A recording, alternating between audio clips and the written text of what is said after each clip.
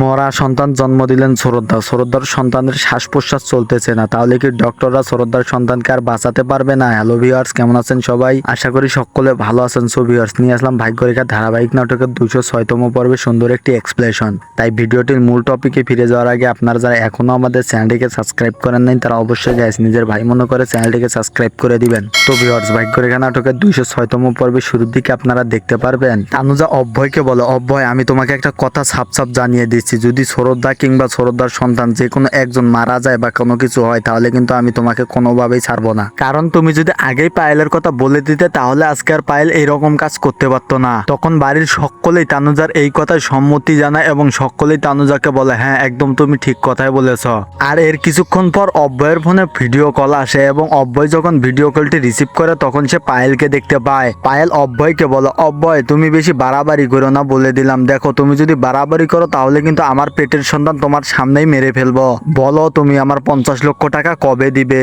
আর এই কথা শুনে তখন বাড়ির সকলে অবাক হয়ে যায় এবং তখন বাড়ির সকলে মিলে পায়েলকে অনেক রিকোয়েস্ট করতে থাকে, পায়েলকে বোঝানোর চেষ্টা করে, কিন্তু পায়েল কোনোভাবেই বুঝ মানতে চায় না এবং বাড়ির সকলে এর পরবর্তীতে ডিসিশন নেয় যে আমাদের হাতে আর কিছু করার নেই, এখন বাড়ি থেকে টাকা নিয়ে অভয়কে পায়েলের সামনে পাঠিয়ে দিতে হবে যাতে করে পায়েল তার পেটের সন্তানকে নষ্ট না করে। কিন্তু এই কথা শুনে তানুজা কোনোভাবে রাজি হচ্ছিল না, কারণ তানুজা ভাবে এতগুলো টাকা দিয়ে ওই পেটের সন্তান আমাদেরকে বাঁচানোর কোনো প্রয়োজনই নেই। কিন্তু তানুজার এই কথাতে বাড়ির সকলেই রাজি ছিল না এবং বাড়ির সকলে অভয়কে বলে, অভয় তুমি বাড়িতে গিয়ে 50 লক্ষ টাকা নিয়ে পায়েলের কাছে যাও। এবং এরপর অভয় টাকা নিয়ে পায়েলের কাছে চলে যায়।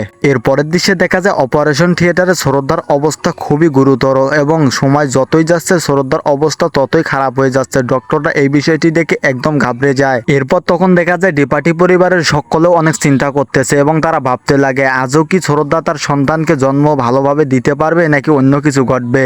এবং এর পরের দৃশ্যে দেখা যায় পায়েল টুলের উপর দাঁড়িয়ে কার সাথে যেন ভিডিও কলে কথা বলছিল এবং সেই মুহূর্তে পায়েল পড়ে যেতে লাগে। ঠিক সময় অভয় এসে পায়েলকে বাঁচিয়ে নেয় এবং পায়েলকে বলে, পায়েল তুমি কি শুরু করেছো? যদিও সন্তানটা আমাদের, কিন্তু তুমি তো 9 থেকে 10 মাস গর্ভে ধারণ করতেছো, তারপরও কিভাবে তুমি সন্তানটাকে নষ্ট করে দিতে চাও? তখন পায়েল বলে, দেখো অভয় আমি তোমার বক বক শুনতে পারবো না, আমাদের টাকার প্রয়োজন, তুমি আমাদেরকে টাকা দিবে এবং তোমার বাচ্চাকে বাঁচিয়ে নিবে, আমাদের সামনে কোনো বক বক করবে না।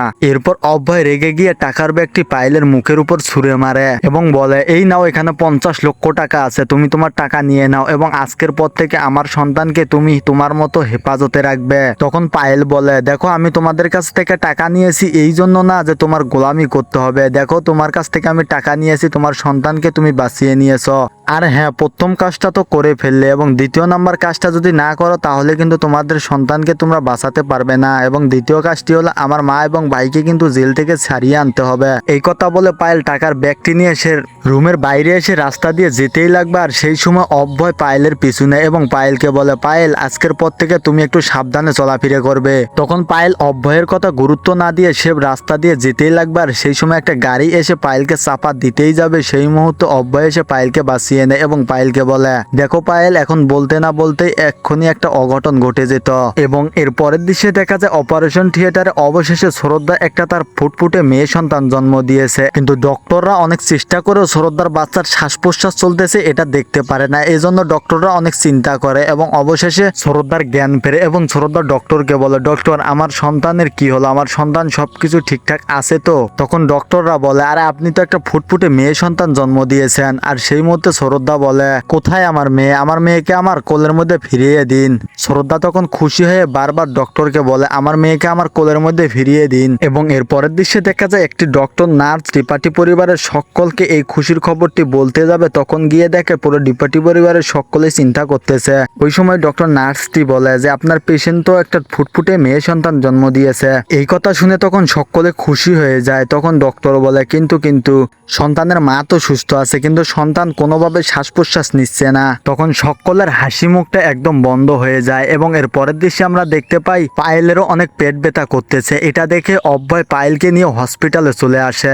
এর পরের দৃশ্যে ডক্টররা শ্রদ্ধার বাচ্চাকে শ্রদ্ধার কোলে দিয়ে বলে যে আমরা দুঃখিত, আমরা অনেক চেষ্টা করে আপনার বাচ্চার শ্বাস প্রশ্বাস চলছে এমনটা আমরা দেখতে পাই না। তখন শ্রদ্ধা অনেক ভেঙে যায় এবং অনেক কান্নাকাটি করে, সেই সাথে অনেক প্রার্থনা করে। তখন অপারেশন থিয়েটার থেকে একটা নার্স গিয়ে বাড়ির সকলকে বলে, আমরা দুঃখিত, ছোট্ট মেয়ে সন্তানটির কোনোভাবে শ্বাস প্রশ্বাস চলতেছে না, আমরা কোনোভাবেই সেটা বুঝতে পারছি না যে কেন শ্বাস শ্বাস প্রশ্বাস চলছে না, মনে হয় আমরা তাকে বাঁচাতে পারলাম না। আর তখনই অপারেশন থিয়েটার থেকে বাচ্চাটির কান্নার আওয়াজ শুনে এবং সকলেই তখন অবাক হলেও অনেকটা খুশি হয়ে যায়। এবং এরপর অব্যয় পায়েলকে হসপিটালে ভর্তি করে সরোদ্দাকে দেখতেই যাবে, তখনই বরুণ অব্যয়কে আটকিয়ে বলে আমার ভাই তো বাবা হয়ে গেল। আর তখনই অব্যয় অনেক খুশি হয়ে যায় এবং তার মায়ের সামনে গিয়ে বলে মা তুমি আমাকে ক্ষমা করে দিয়েছো তো, এই দেখো সরোদ্দা এবং তার সন্তান দুজনেই সুস্থ আছে। তখন তানুজা বলে ঠিক আছে। এর পরের দৃশ্যে দেখা যায় অব্যয় এবং সরোদ্দা তাদের সন্তানকে নিয়ে তারা দুজন অনেক খুশি হয়ে গেছে এবং ওই মুহূর্তে ডক্টর গিয়ে অব্যয়কে বলে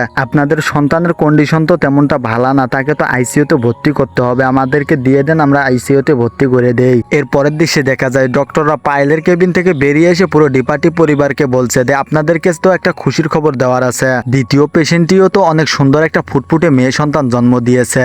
এই কথা শুনে পুরো ডিপার্টি পরিবারে একদম আনন্দ উল্লাসে মেতে ওঠে। তো ভিউয়ার্স, এই ছিল ভাগ্যরেখা ধারাবাহিক নাটকের 206তম পর্বে সুন্দর একটি এক্সপ্লেশন। তো আপনাদের কাছে কেমন লেগেছে অবশ্যই কমেন্ট করে জানাবেন এবং পরবর্তী এক্সপ্লেশন ভিডিওটি পেতে হলে অবশ্যই আমাদের চ্যানেলটিকে সাবস্ক্রাইব করে আমাদের সঙ্গেই থাকবেন।